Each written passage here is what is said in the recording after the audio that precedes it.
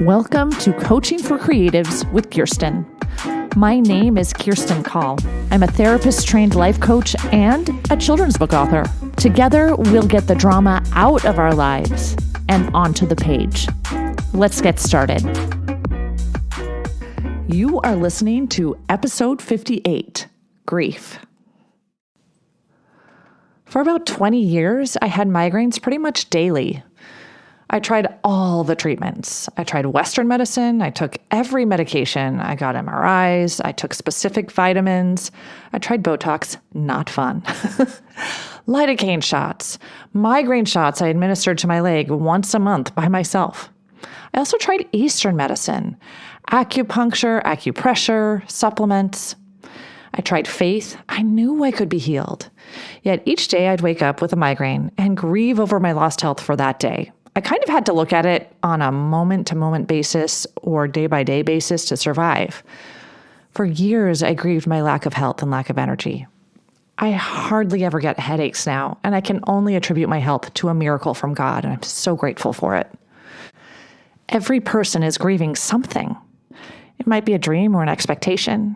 It might be a job loss or a loss of faith or loss of health, loss of marriage. It might be a relationship or the loss of a child or sibling or spouse. We are all grieving.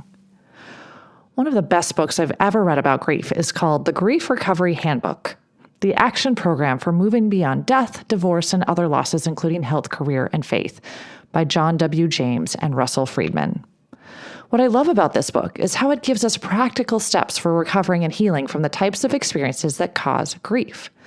So I highly recommend this book for anyone who has ever grieved anything, and that's all of us, isn't it? One thing I find fascinating about feelings, all types of feelings, is that we cannot feel something unless we have felt the equal and opposite feeling. There is no grief without joy. We cannot grieve something we've never felt joy about. And if we've never experienced grief, we don't actually know what it's like to be truly happy. We need the beauty juxtaposed against the sadness in order to understand our grief and heal. We need to hold space for equal and opposite emotions and all the feelings in between.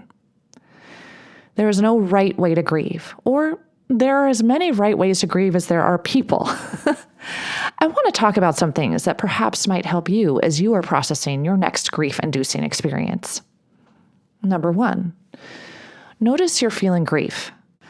A few years ago, when I first started naming and noticing my own feelings, I realized sometimes I don't even realize what I'm feeling.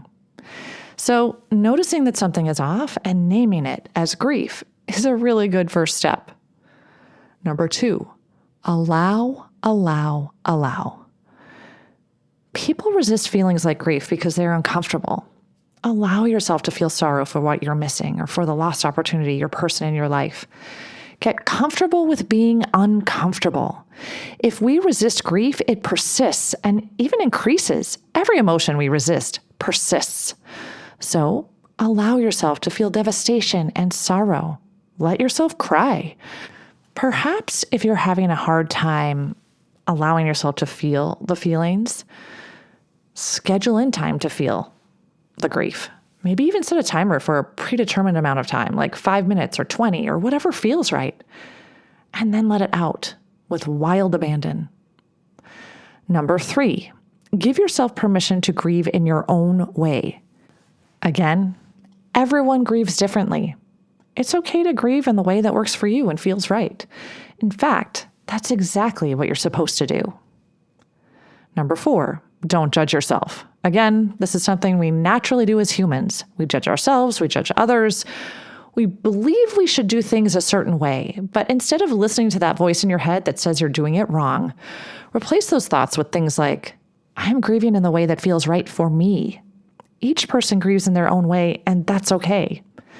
It's taking me longer to process this grief than I thought it would, and that's okay. I don't have to feel good about my loss right now. I don't have to ever celebrate what I'm grieving. It's okay to feel an ache for as long as I feel it. Number 5, take care of yourself. Take care of yourself like you would a sad or sick child. Give yourself grace. Give yourself permission to lie in bed and read or watch TV. Give yourself permission to rest, to be still, to take quiet time. Number 6, when you're ready, do things you love to do. A lot of my clients who are suffering from loss and are feeling grief have a hard time doing the things they love because they perceive it as a betrayal of a person who has passed away, or a betrayal of a lost relationship, or a betrayal of their own grieving process. Allow yourself to do things you love to do. In fact, schedule those things in first. Make sure you take time for your walks in nature, or your Scrabble games, or going out to eat with friends. Which leads me to number 7. Give yourself permission to feel joy again. Finding joy in the difficult journey is healing. Sometimes it's challenging to allow ourselves to feel joy after a loss. If you've lost a dream, feeling joy is probably one of the best ways to recover. If you've lost your health, finding pockets of joy can only be helpful in healing and recovery. Number 8, you are not alone. My kids roll their eyes whenever I say something that is cliche like this, but this is true. You are not alone. When we're grieving, we often feel like we're alone, like no one else understands, like we have to carry the burden all by ourselves. I guarantee there are people who are with you and who will be with you if you just allow them to be with you.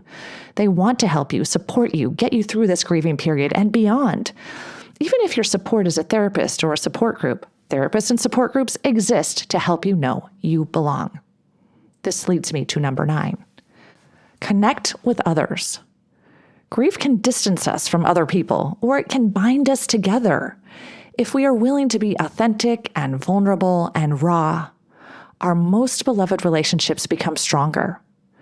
Your suffering matters, and you matter.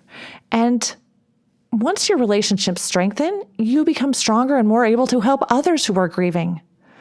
We all need the sadness juxtaposed by the beauty of connection. So, as you grieve in your own way, in your own time, pay attention to the beauty of your grief and the opportunity to grieve with others. Be dauntless. Be vulnerable. The ability to suffer and provide comfort at the same time is transcendent. Until next time, keep smiling.